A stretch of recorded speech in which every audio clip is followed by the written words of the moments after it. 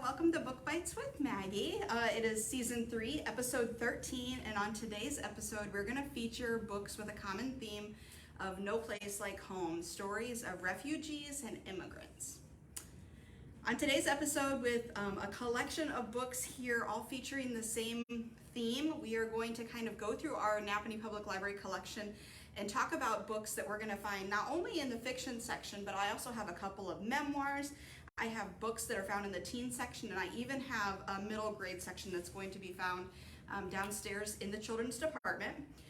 When I feature each book, I will try to let you know what formats a title comes in. So if a physical copy of a book is not something that you're interested in, or you would like to use a different format, I will mention those as well. If you are new to Book Bites and how this works, we are definitely just going to be sharing different titles with you. And if there's something that piques your interest, let us know in the comments, or you can send us a direct message and we can get these items on the hold shelf for you to pick up at your convenience.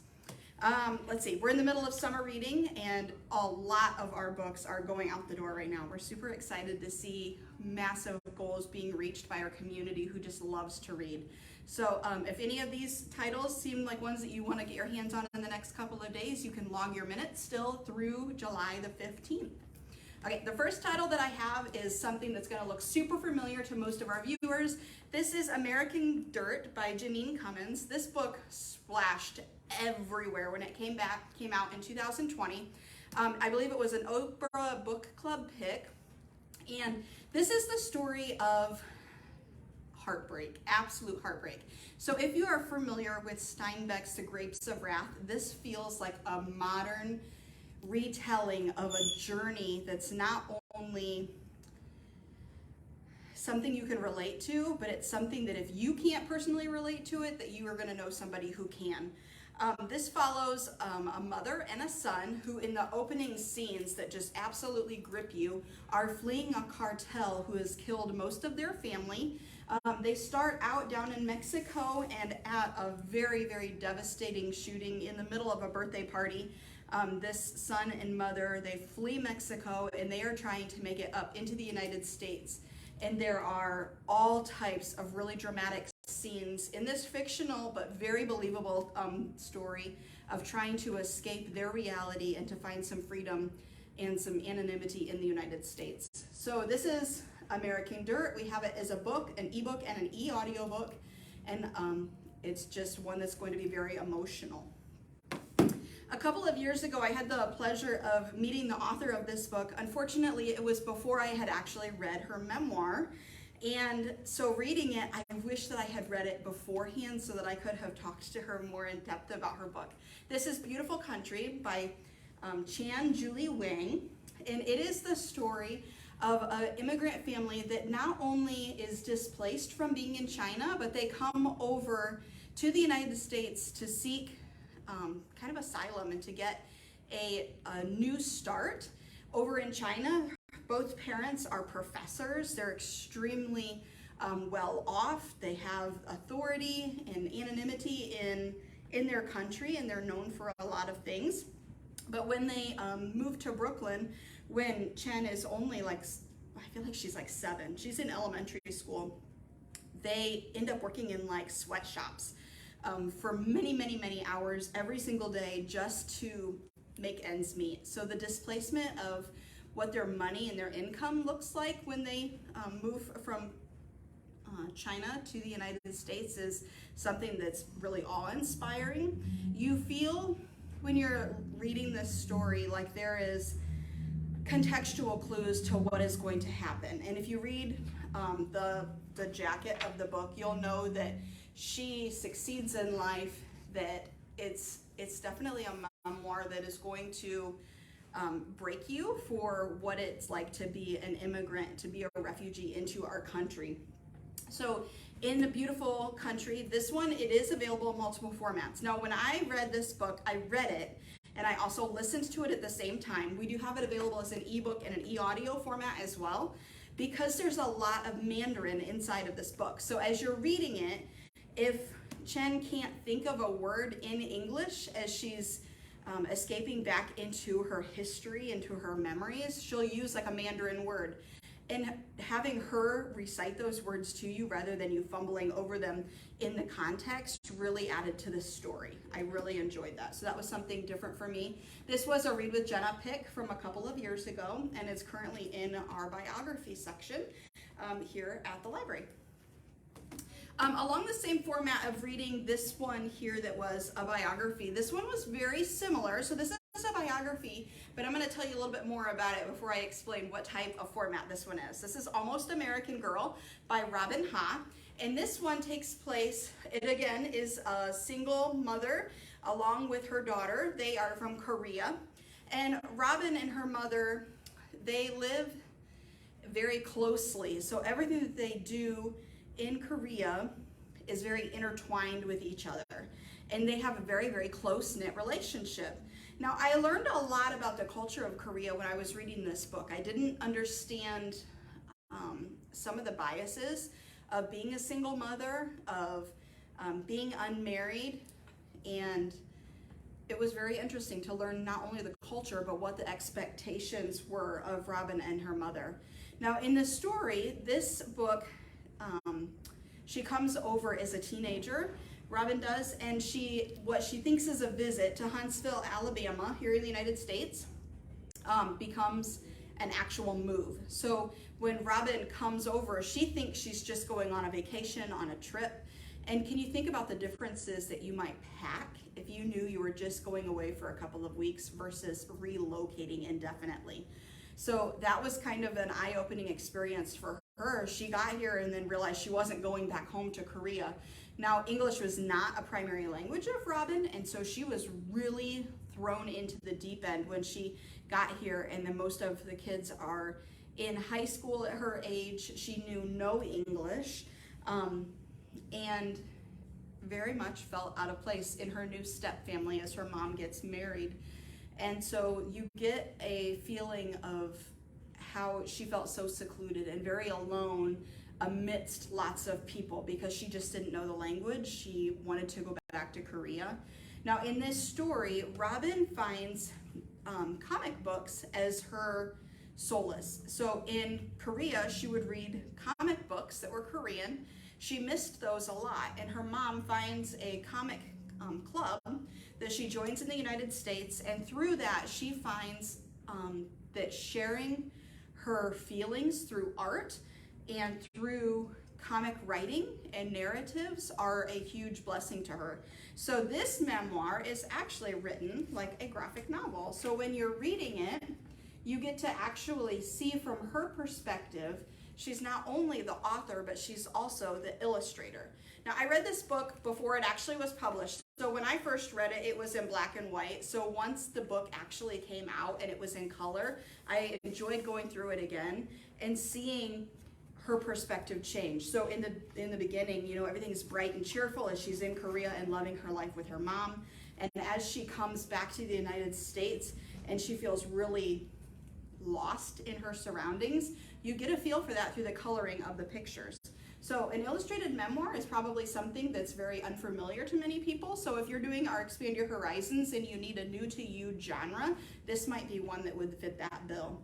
Currently, it's housed upstairs in our teen section, which is just off of our fiction area. We'd be happy to help you find this book, and maybe you will enjoy it just as much as I did. So this is Almost American Girl by Robin Ha. We do also have it available as an ebook. The other thing I really liked about this one, because of the, how would you say that? She felt so secluded. She was very alone in everything that she was doing.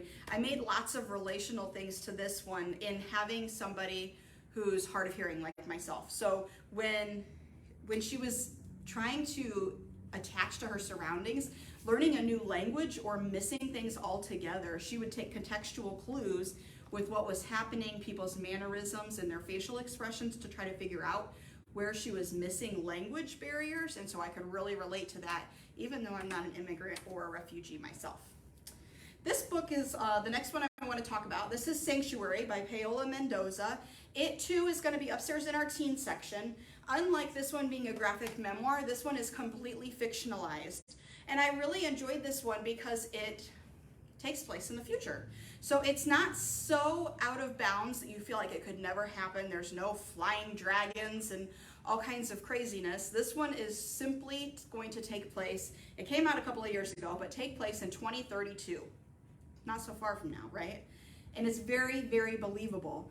And it's kind of sad because we always talk about how we need to learn from our past so that we don't repeat it over and over again, right?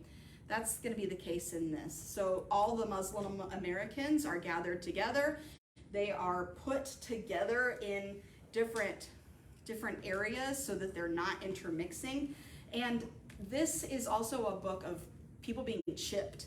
So if you could imagine kind of the reality of what people are going through, having to prove vaccination cards and all kinds of things, this one, in this reality, everybody's information is embedded in them. And in order to do this or that, they have to have scans. Well, in this story, our main character, her name is Valley, and her brother and her mom, they have a malfunctioning chip in their family. So when people come and they're trying to like go through their town, they are scared for their lives. And so they're going to try to get from where they live in the United States all the way over to where California currently stands. And California is it's like a sanctuary state in this book.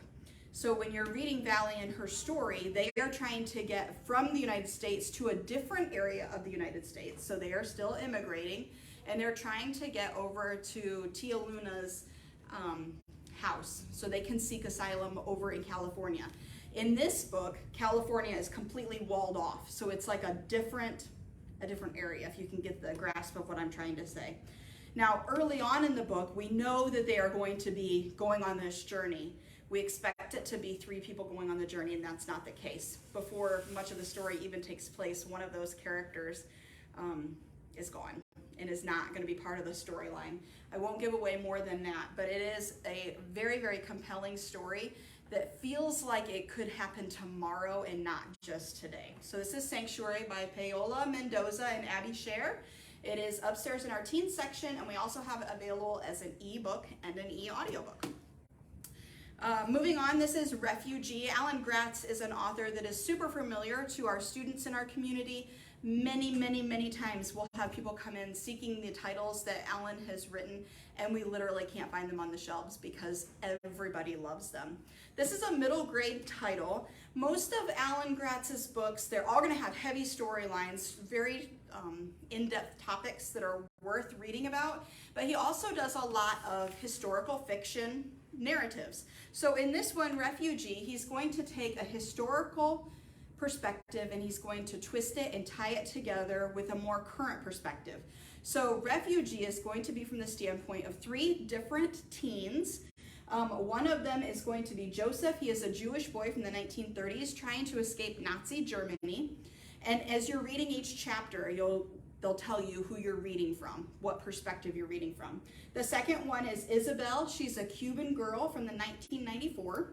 And then most recently we have Mahmoud, and I hope that I'm pronouncing his name correctly, and he's a Syrian boy from 1915. So each chapter, as you're going alternating perspectives, you're going to see what it's like for each of these characters and their families as they're manipulating and trying to get around whatever obstacles are in their way so that they can seek asylum in a place other than where they're currently located. Now, oftentimes these refugee stories are going to have storylines and character memories and desires that even though they don't enjoy their current circumstances, where they are at and where they're trying to get, they want to go home. They want to go back to where their memories are, where they were born. And so you always get that feeling of, we're only going to seek asylum because we need safety, because we need religious freedom, whatever it may be, to find safety in a new country. But they always have a heart for the country and they come from. And so I really enjoyed reading the different perspectives of this one. In Refugee, it's not only different countries, but it's different decades. And Alan has a gift of being able to wrap all 3 of those narratives around and tying them together so that they come back to complete a full circle. And in the end, you get the beautiful ending, and it's all tied together so beautifully. Doesn't mean there's not a lot of emotional trauma in the middle, but it all comes together in all three stories. All three kids are connected. The last book that I've read in my stack today is going to be Christina Baker Klein's The Exiles. Again, this is a book I read before it actually came out, and I was very, very excited to get my hands on this. In this book, this is about 3 different women that are all being relocated. Now, in this one, they're not simply seeking out a new place for different reasons. These women are actually being relocated by force. So the first woman, she is a governess in a pretty ritzy society. She is accused of stealing, and that she becomes pregnant, and that is absolutely not okay, and she is sent to prison, and from prison they are going to ship her off to the land beyond the seas, and in that case they're referring to Australia, and they are going to ship her far, far away so that her pregnancy never comes to light, that it doesn't tarnish the father's reputation from this really high-class family. And on the ship, she meets a second woman. Now, the second woman is not much older than her, and Evangeline is not only a very talented midwife, but she also is an herbalist, and so she uses her gifts and abilities to trade, not only amongst the prisoners who are also on this ship, but also with the captain and the sea mates. And so she barters and she exchanges to share her gifts in this story. Once they get to the land beyond the seas, once they get to Australia, what we would know as Australia, they also meet a third girl. Now, the third girl, she was the daughter of like a native tribe chief. And she is orphaned, and then she is adopted by the new governor and his family. And the 3 stories of where they are all being displaced and the new reality of where they're at and how they'll never get back home together, they will form a very unique friendship and a very unique bond. And so being displaced in this way gives them a fresh start, and you're going to get to know and enjoy all 3 of these wonderful, powerful women in these stories, and you're going to fall in love with them just like I did. So The Exiles by Christina Baker Klein is available as a book on CD if you have a disc player, an ebook, and also an e-audiobook. And I was hoping to get to this next title, but I didn't get to it before today's episode, so it's still on my list. But this is The Next Ship Home. It is a novel of Ellis Island by Heather Webb, and it's a fictional book, but it's based on some historical events that the author researched. Now, we know Ellis Island is kind of the gateway to the United States. A lot of people immigrated through Ellis Island, but it wasn't always a happy place. So people didn't always get through. Many times, boat after boat after boat sent families dislodging and splitting families apart, sending people back, and they wouldn't let them enter the United States. In this story, it sounds like it's going to cover 2 different characters. One is going to be I don't think I wrote down what her name was. One is going to be an Italian woman who is trying to immigrate into the United States. And on the very same day that she is coming through Ellis Island, she's going to meet a second woman who it's her very first day on the job, helping with acclimating people. And they form some type of bond and trying to help each other. And so this book has piqued my interest for many, many months, and so I'm hopeful that it is just as good as all the reviews that I am reading. But this is The Next Ship Home, again, a novel by Heather Webb, and it is about Ellis Island. So this one, it just came out this year, so I'm excited to read it. This is available as a book and an e-audiobook. So thanks for joining me on today's episode of Book Bites. Our next episode is going to feature many staff members and some of their recent reads this summer, and hopefully we will be able to pique your interest at books that sound good to you on that episode as well. Thanks so much for joining us. If you have any questions or you need any of these books on hold, don't forget to leave us a comment or send us a message. Thanks.